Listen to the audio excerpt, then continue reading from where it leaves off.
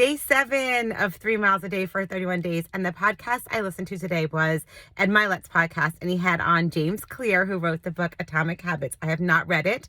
I will read it.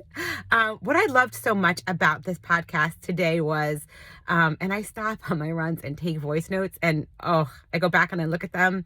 But I'm glad I have this little YouTube journal to remind me. But one of the biggest ones that was people decide to make these big, epic, massive changes, and they don't succeed because they're huge, they're overwhelming, they're so big.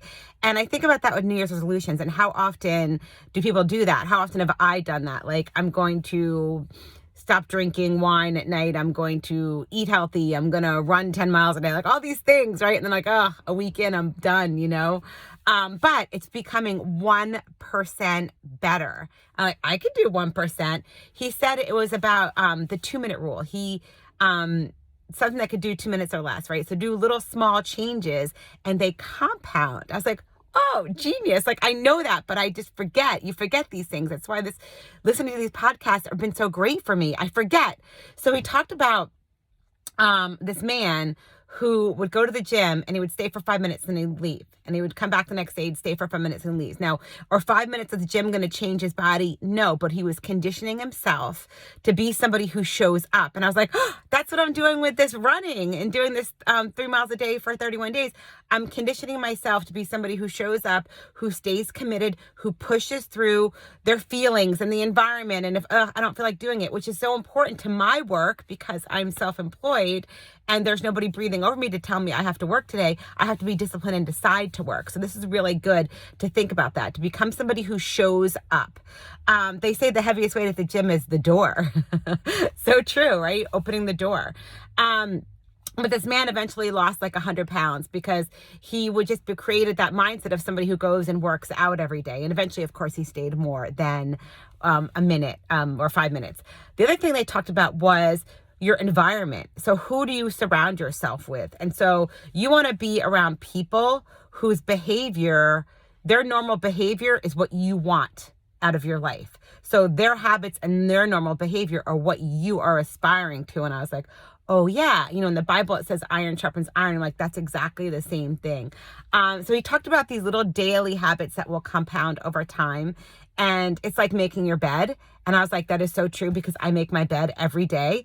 And it just talked about most of people who are high performers, and I'm not saying that I am, but people who are high performers make their bed every day. And I was like, oh yay, like I have that going for me. But I always tell my boys, successful people will never leave their cart in the middle of the shopping cart, in the middle of the parking lot. Like, they will put the shopping cart back.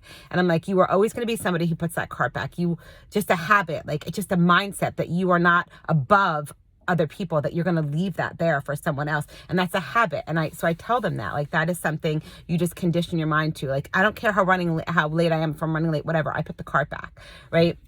It talks about how high performer people aren't necessarily more disciplined than other people. They just have those habits that they are just training their body to do, their mind to do those things.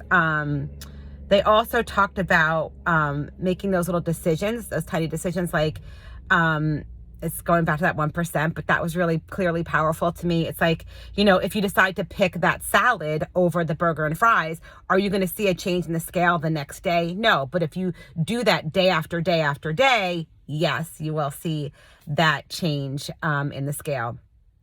I'm trying to think of what else that was really impactful to me. It was, another thing he said was, it's about trajectory, not position. So it's not the position you're in right now, it's the trajectory of where you're going. And I was like, oh my gosh, that opens the door and leaves room and space for improvement and change. So it was really good. I really recommended it. I recommend it.